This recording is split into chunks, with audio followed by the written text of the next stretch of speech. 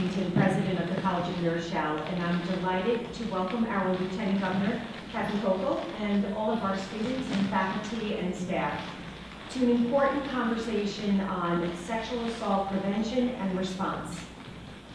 Governor Cuomo launched new legislation referred to as Enough is Enough, which is designed to protect New York State's 1.2 million college students from an epidemic of sexual assaults on college campuses.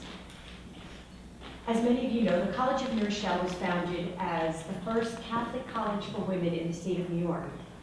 So it's especially suitable and appropriate to host this important dialogue on our campus this morning. For more than 110 years, CNR has been committed to women's education. And while 3 of our 4 schools are coeducational, the School of Arts and Sciences remains committed to educating women only, as we believe there are distinct benefits and advantages to single-sex education. According to the National Institute of Justice, nearly 5,000 sexual assaults were reported by colleges. Yet it's estimated by the U.S. Department of Education that fewer than 5% are reported to law enforcement. Those statistics are simply unacceptable. In response, Governor Cuomo announced legislation that would apply the sexual assault prevention and response policy that was adopted by the State University of New York to all colleges and universities, both public and private in New York State, to ensure that the state's college students are protected with comprehensive and uniform procedures and guidelines, which are designed to provide a safe learning and living environment. In support of the governor's legislation, Lieutenant Governor Kathleen Hochul has embarked on a statewide tour to bring Enough is Enough to college campuses, meeting with members of the student body, faculty, and administration. We're truly honored to welcome Lieutenant Governor Kathleen Hochul to the College of New Rochelle. Before we begin our discussion, I would like to ask everyone around the table, beginning with Claudia Benitez, to please introduce themselves. Claudia. Good morning, everyone. My name is Claudia Benitez. I am Student Government President, class of 2016, double majoring in Business and Economics, and also part of the honors program. And I'm really glad that you guys are all here today. This is a very, very important topic for all of us, and really for the CNR community. Thank you. Hi, good morning, everyone. My name is Teresa Freeman. I'm majoring in psychology, class of 2016. Glad to be here with everyone this morning. Good morning, I'm Dominique LeBafe. I'm a graduate student here at College of New Rochelle, working on a master's in guidance and counseling. And I'm so happy I could be here with all of you. Good morning, my name is Tina Manuel. I'm a student at the School of Human Resources, majoring in social science, class of 2015. Good morning, I'm Tisha Anderson. I'm at the School of Arts and Sciences, class of 2015, with a major in political science and 2 minors in economics and international studies.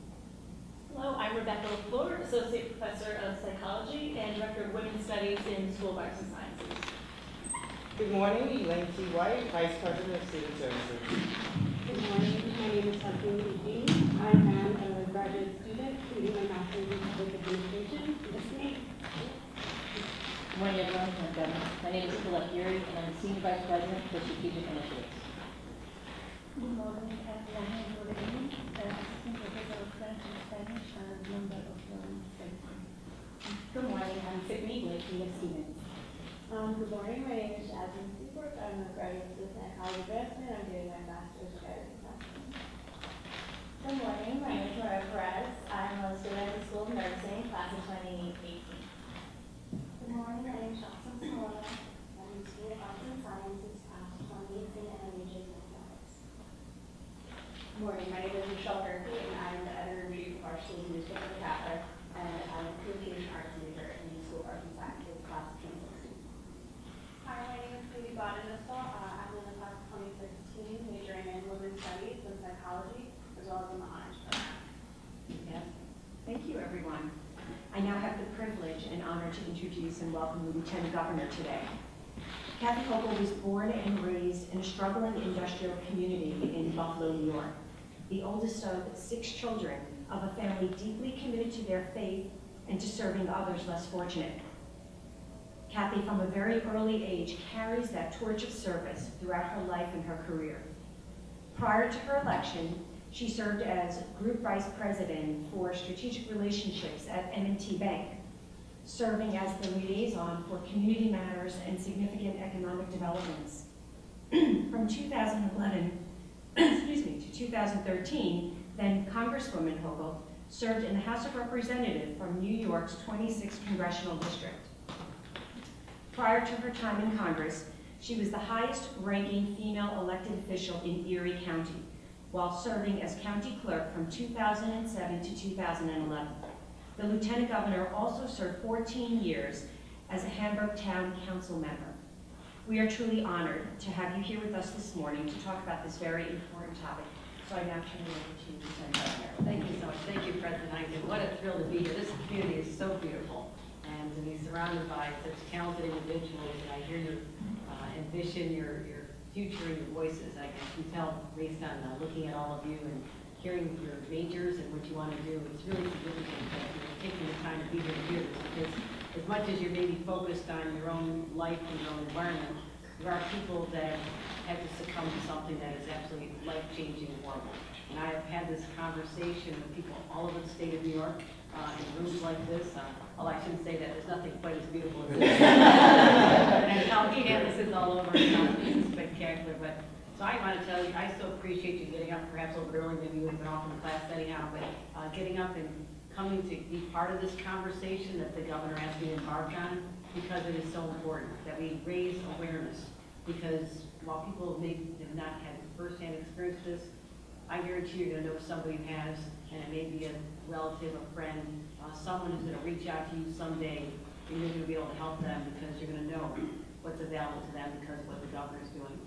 And the governor announced this initiative last fall, and I want to tell you, I've heard the passion in his voice, not just as a father of 2 college-age daughters and one heading to college next year, who cares deeply about them, but he truly cares about the women and the young women all across the state. So last October, he directed all the SUNY campuses in the state of New York to come up with one uniform policy to address sexual assault on college campuses. Because prior to that, depending on where you went, there's all different standards. No one knew what the definition was. There was different consequences. You know, someone could be found guilty of it and, had a bad letter in their file and stayed on campus, continuing to torment the survivor, the victim. So I've heard stories all over, as did the governor. So he said, enough is enough with respect to what I have control over, and that would be the SUNY school. So he put in place a uniform policy last October. And I'll just briefly describe what that policy is, because your role is to support us, hopefully, in getting this to be applied all across the state of New York. There's 1.2 million college-age students in the state of New York, and right now just having SUNY cover them is approximately half. We're not getting to all the campuses. So we're looking for consistency, uniformity, and establishment of a well-thought-out program that we think is going to be there to support, prevent and support survivors. The first of it deals with a uniform policy of consent. Talking about how you really get affirmative consent to go further in activities.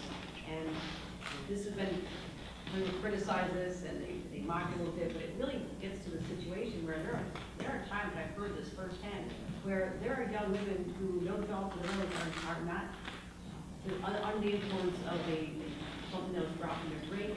They may have consumed too much alcohol. They're not even in a position to consent. So just because someone doesn't say no, does not mean they want something to happen to them. That's the point that gets to this affirmative consent. And that's the reality that we're dealing with here today. We also are talking about amnesty.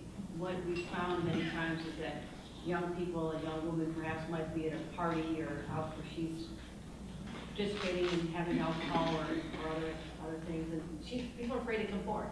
And people who may see something and know who a perpetrator is may have also been violating a school policy against underage drinking or whatever it may be. So there's been this rationale saying, well, if I come forward with the story, myself personally, or what I saw happen in a room near me or in a place at a party, I'm going to have consequence. I could get in trouble. So the governor says that is too much of a deterrent, and so he is proposing and has in the SUNY system an amnesty program, that you will be held harmless from any violation of the school policy if you are a victim or if you're someone who saw someone who might come forward. That's really important. And that came again as a result of having conversations with people who said, why aren't more people coming forward? And that was one of them. The governor also wants to make sure that every student in the state knows that there's a Bill of Rights to protect them.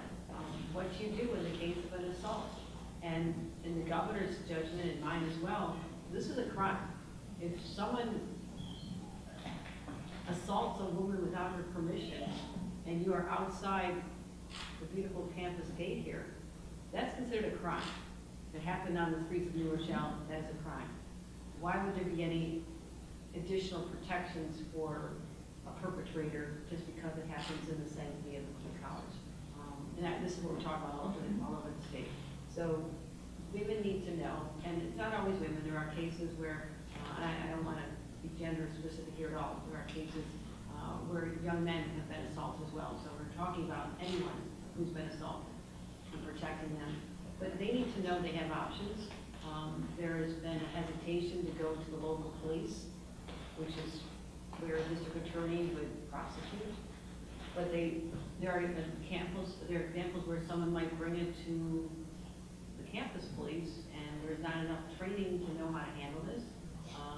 They might question the victim in a way that they're not comfortable, and they say, it's just not worth it, I don't want to do this, I'll just deal with it myself. And so what you have is someone who could be emotionally scarred, dealing with trauma alone without support.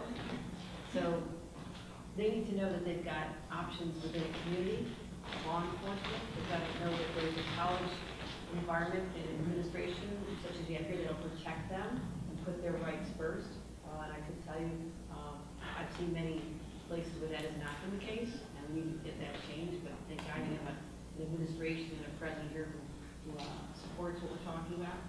So we're talking about affirmative consent, amnesty, access to supportive resources, also in the community. There are a lot of great crisis centers and Planned Parenthoods and organizations that are nearby that we need to let young people know.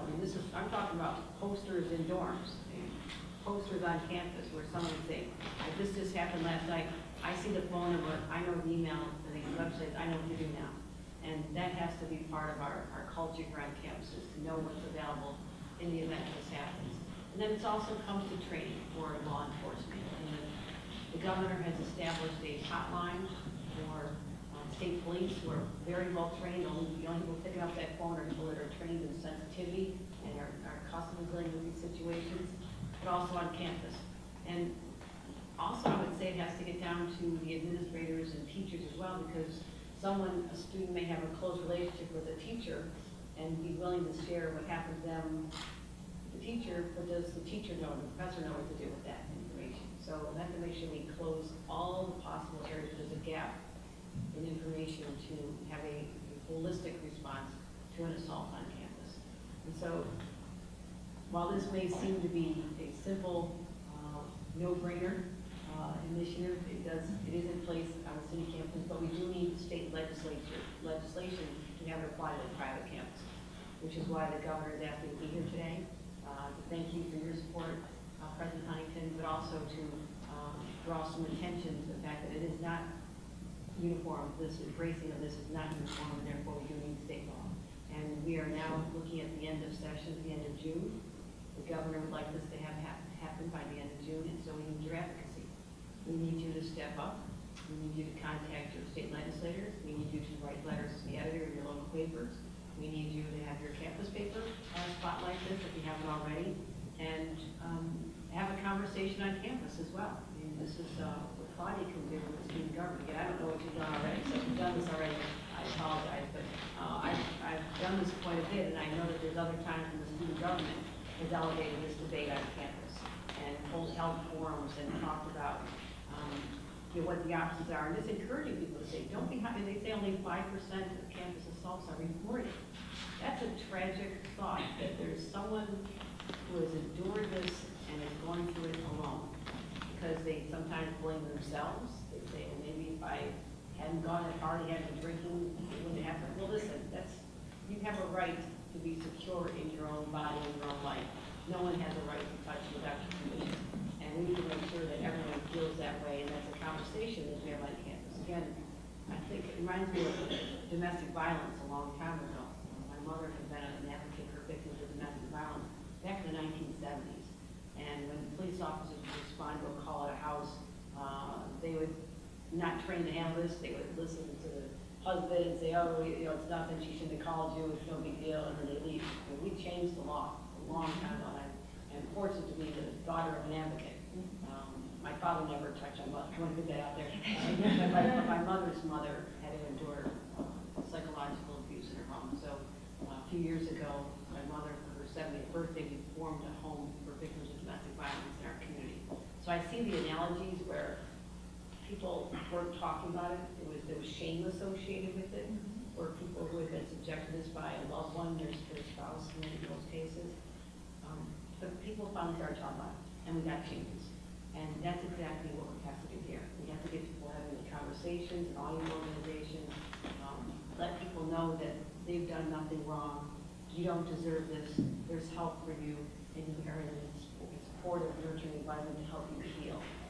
And it still breaks my heart when I think about the young survivors, same age as my daughter, that I hugged and said, you're going to be okay, because they don't know they're going to be okay. This is something they think they're going to wear forever. And we all need to be part of that healing. As fellow human beings, we have to do that. So that's the message I wanted to bring here today. I'd like to have the conversation around the table, perhaps on what your thoughts are on this, how else you think we can use social media and other ways. In some campus groups that formed, I know women from down in New York City, Columbia, NYU, Barnes, some of them are victims themselves, some are survivors, some of them. So there's a motivation there, and it's even harder for them to get out and tell their stories. But I assure you, when they tell their stories, you cannot turn your back on them. You cannot turn your back on them and say, I'm not going to do something. So they've formed opportunities to come to the legislature. That I've sat with them in Albany. They've gone and talked to legislators, they believe this law changed. But they've also done a lot of advocacy on their own campuses, raising awareness. And one of the things that we have is a short video, which I thought I was going to show at the beginning. But we'll show this short video. This is one of the things you can have this available to you, but on your websites. But you can also create your own. I mean, I've heard a lot of you. In here, too many of you are graduating this year, correct? I heard a lot of. Some are staying, yeah. Okay, I was listening. I said everybody's going to be gone, but you're mostly going to be here next year. So this is something that you can start as a new initiative in the fall. So every incoming freshman understands their rights, and perhaps there's a social media effort, or there's part of your orientation, much more just for student-on-student conversations. And let them know that it's exciting to be here, you have freedom, it's wonderful, but in the event this happens, here's what you can do, and how we can prevent, and how we can also look out for each other. And again, this comes down to student-on-student protection, is what I call it, where your friends are not going to let you get into a situation if you are under the influence. They're going to keep an eye on you. You don't come home right away, they're going to call, they're going to check up on you. And that's important. I want to call it the buddy system, or whatever you want to call it. And this is your opportunity to frame it in ways that you'll all relate to and your fellow students will relate to. So you should be able to have the New Rochelle messaging that's crafted toward the people that you're trying to get to. And you put your own personality on it. You know better than what's going to feel here to your students. So we don't want to pretend to have all the answers on that. So I just encourage you to have very active engagement, have conversations this summer, have a program in place in the fall. And social media has been fantastic. I've heard that from a lot of students, how they, there's different campuses that have developed really, really powerful videos, and they then send them around each other. So that's something else that I would encourage you to do. But we'll just take a quick look at this video here, and then if we can open it up to the conversations, I think that'd be great. All 64 student campuses said enough is enough and adopted a first-of-its-kind sexual assault prevention policy. But thousands of students still aren't protected. And they won't be until we make All college campuses Safe for students. enough is enough. Enough is enough. We need to do more. So New York is leading the fight against sexual violence. No one Especially the victim. should be punished for reporting a sexual assault. Sexual assault should not be hidden behind campus doors. Victims should be able to report a sexual assault to any law enforcement, including the New York State Police. Enough is enough. Enough is enough. We need to show students that no matter which college or university they attend, they'll be supported and respected. That they're never alone. Enough is enough. Enough is enough. Enough is enough. It's time to make all New York State college campuses safe. Our students deserve better. Treat it as the crime that it is. It's working on SUNY, it has been working on SUNY. We want to make it a law that covers every college in the state of New York, and we want to be the first state to do that.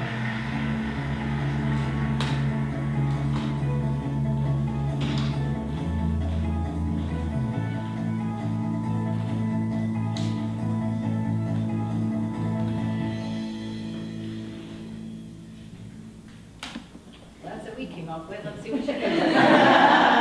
It's on all of you, you're creative, and I know some of you are in communications, right, Michelle, and you have a lot of talent at the table, so I would encourage you to take the opportunity to use your creativity and find out a message that's going to really be effective for you on campus. So if we could open up the conversation, tell me what's on your mind, what you think about this policy, areas where you think we can do more, how you think we can help the governor get this through the state legislature this year, because that is our goal, to make sure that every legislator in Albany understands how important this is, why it has to happen, and let's get it in place by the end of June so we can roll it out for this upcoming freshman class next fall. So I need your help.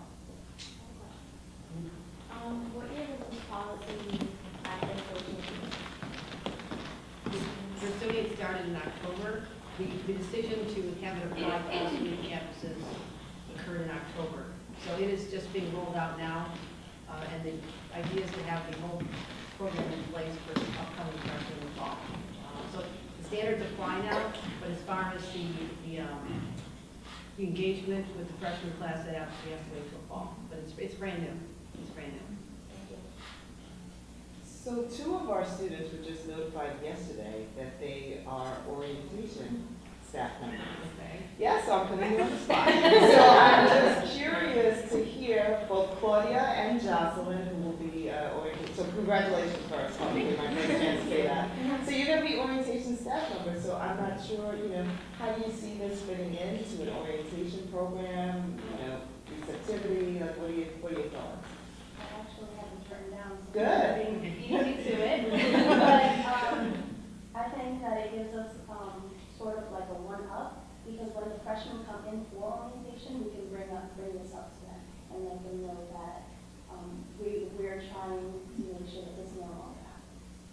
Let them know the rights, let them know that they're in a protected environment, they have an administration, as President Huntington, we're going to put them with their concerns first. And I think people need to know that, because they are leaving a secure environment where their parents know that they get home at the end of the day. If they don't show up, the parents are going to find them. Whereas you get to a college campus, you don't always say, hey, well, check me up, something could be going on, some problem, some assault could be occurring. And we need to know, have each student look out for each other. That's an important part of it. But in the event where something occurs, we all have to step in. That's why the training at your orientation level is going to be important.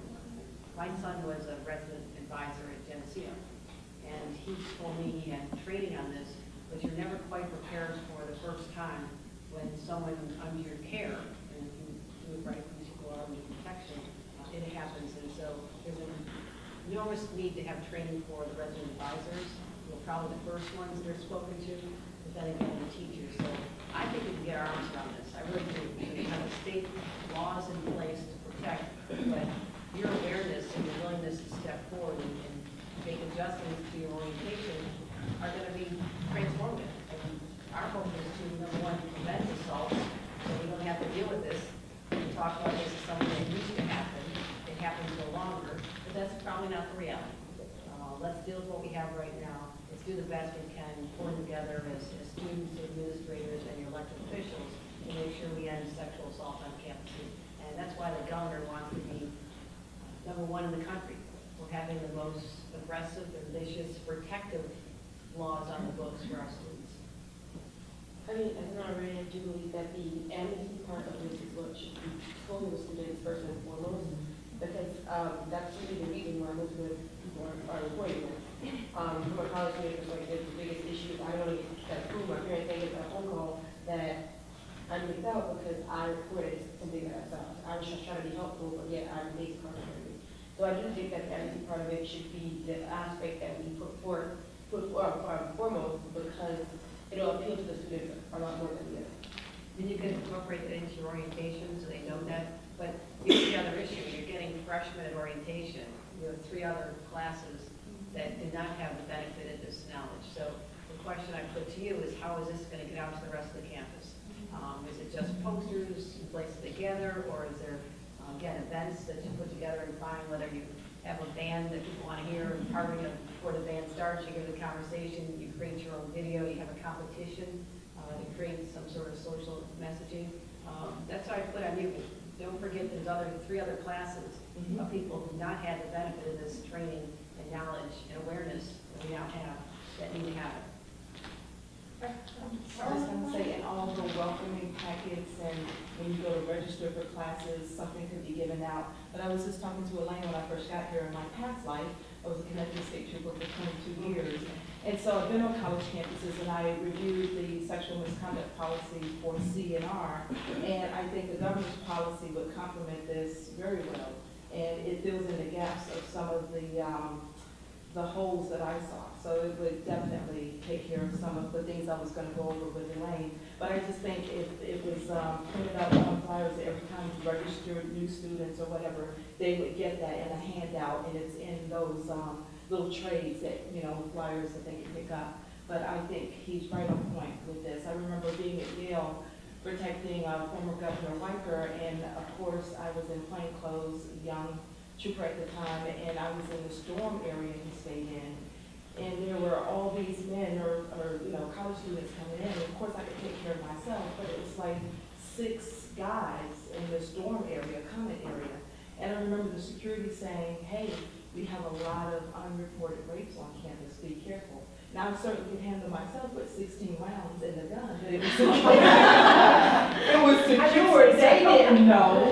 But I felt in that moment overwhelmed, like it's 6 guys in here and it's just me. Let me remove myself and just get out of this area. But I think the new freshmen coming in, they're so excited to be here, they know what's happening. They don't think about safety in that way. So it's just nice to have that little reminder, hey, you might find yourself in a situation, you just be careful and take it, be careful. Well, those are excellent points, and so you can realize the vulnerability that a young freshman has coming to campus, again, first time on their own, all excited to get invited to their first parties. Yes. And not aware that people can actually put something in their drink, which will, and that's more common than you think, that could alter their ability to make the right decisions or to get them out of it, or alter their drugs and they're passed out. We've had a lot of cases where that's exactly what happened. And how does someone consent to that behavior when they're passed out? It doesn't happen. That's why the affirmative consent is important, because it acknowledges that people become in vulnerable situations, whether it's through drugging or through alcohol, and they're not in a position to say no. So if the person, like I said, the perpetrator says she didn't say no, well, yeah, she's passed out. So that's why the standard has to change. The standard has to change, and that's what the governor wants to see happen.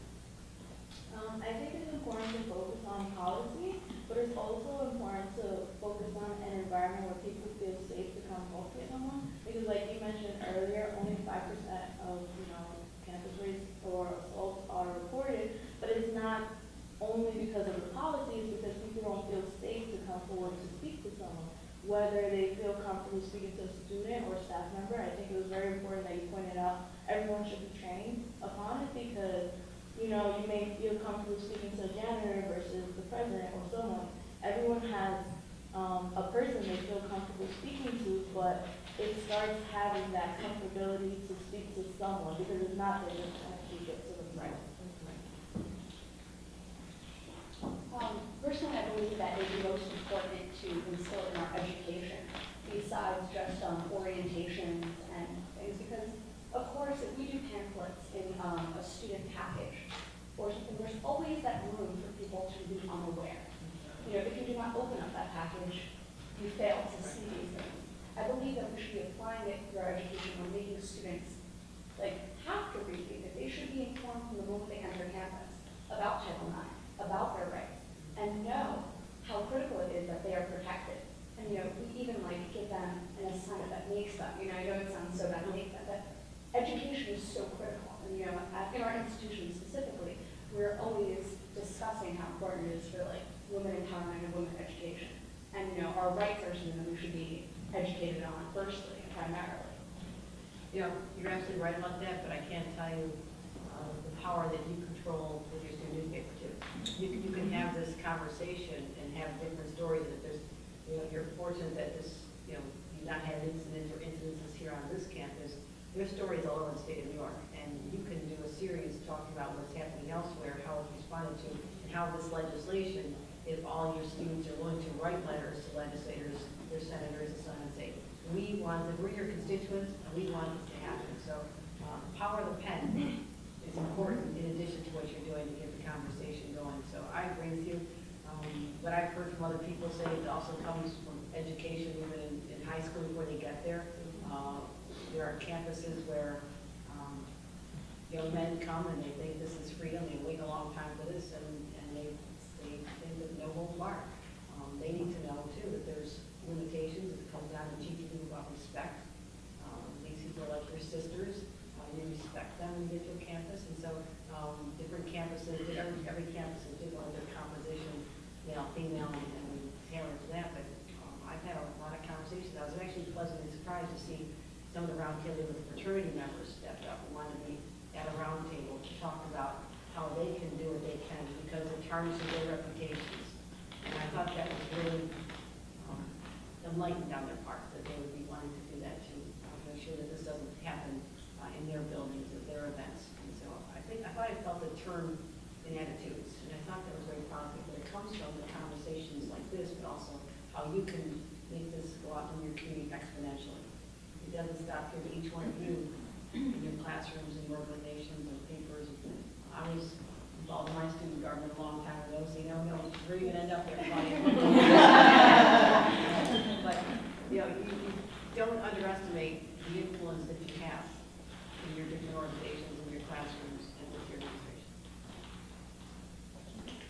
I was going to say that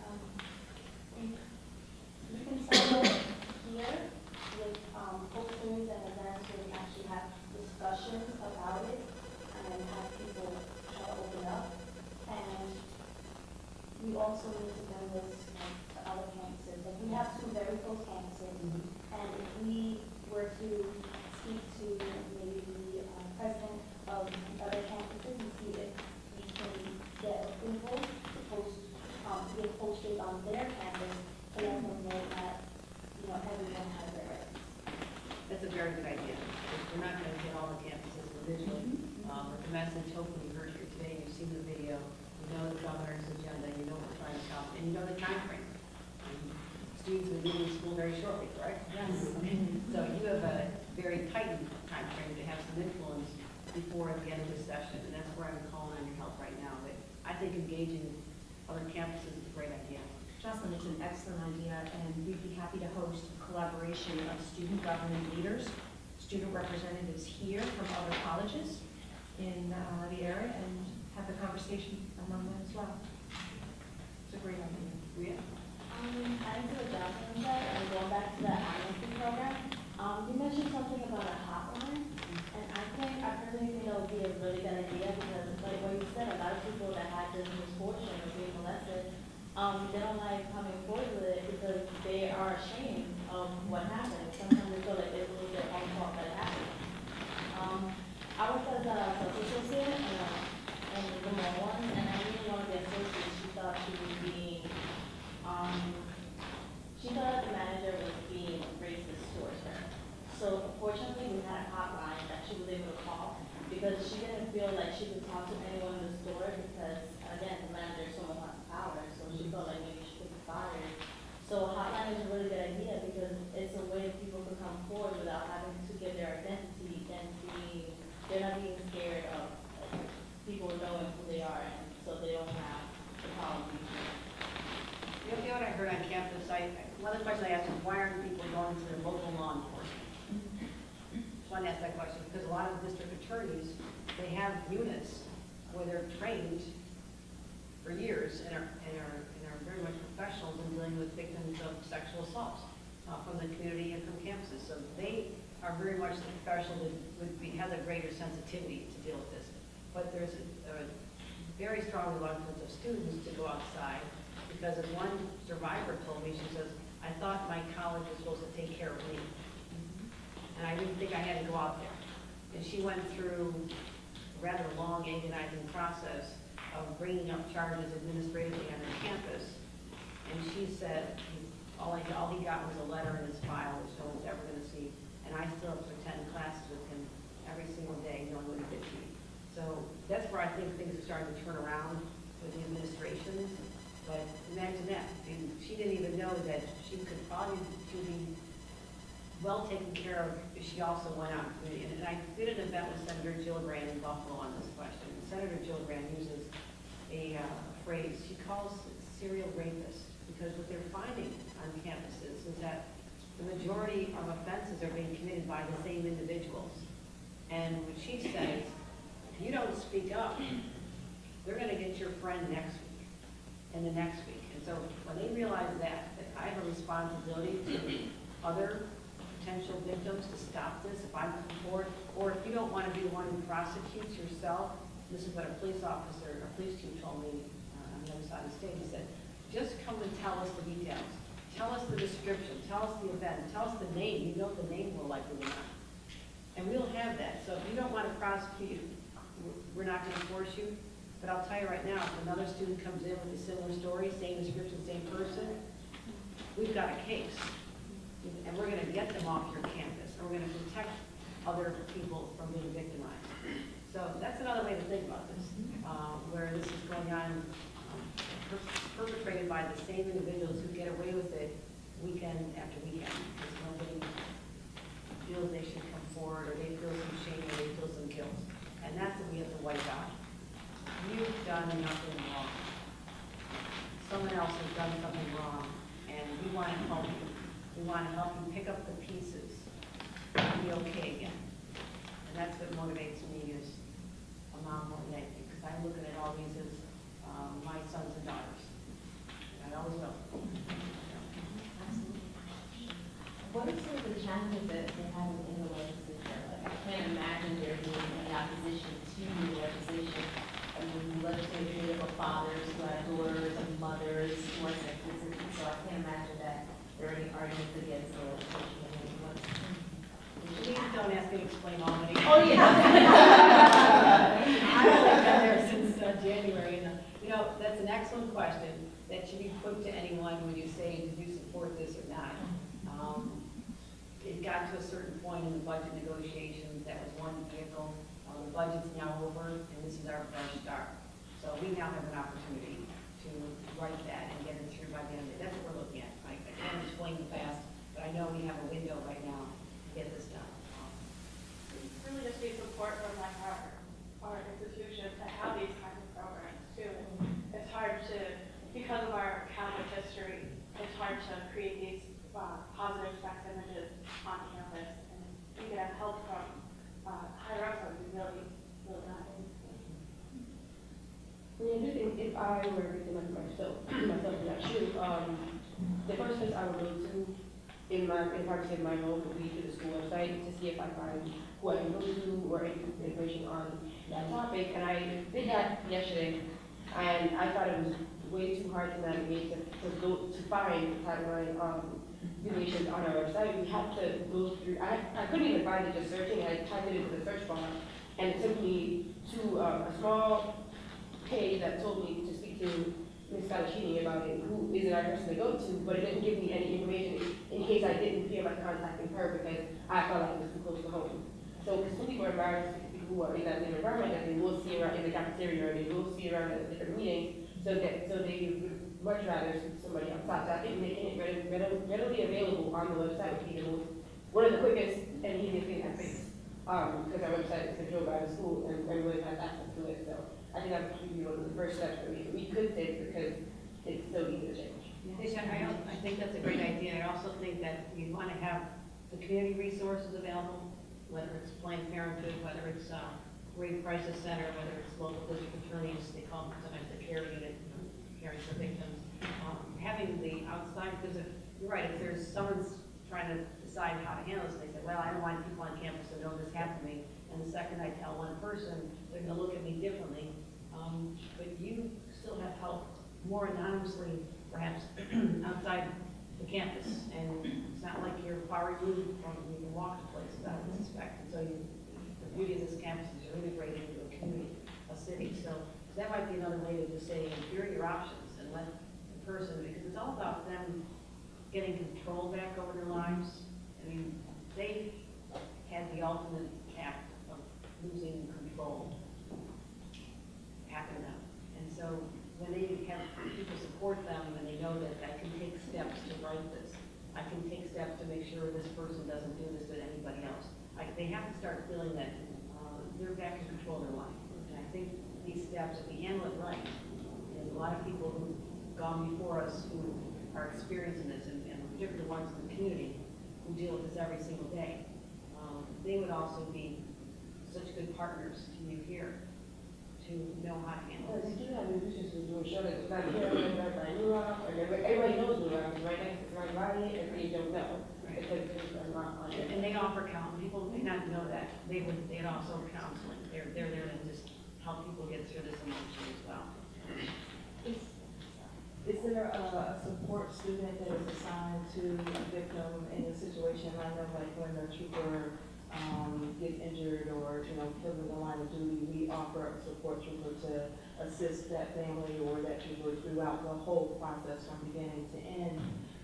So maybe with the victim to go through this whole ordeal, the process of the complaints and whatever they may need, understanding, sometimes it's overwhelming, they don't understand what's going on, it gets frustrating, they want to quit, they don't want to continue out the process, just to have someone there to fall back on, assign another student or mentor or, someone from the administrative staff and help them throughout the process. Yes, and we have trained counselors and provide those support services for students. Are you talking about in the institution or outside? No, like a peer student support person to. I guess what we have to be concerned about is that person is appropriately trained and able to provide those type of services. I think the mentoring program is important, but in this case, I think I'd really like to have somebody who's really trained in being able to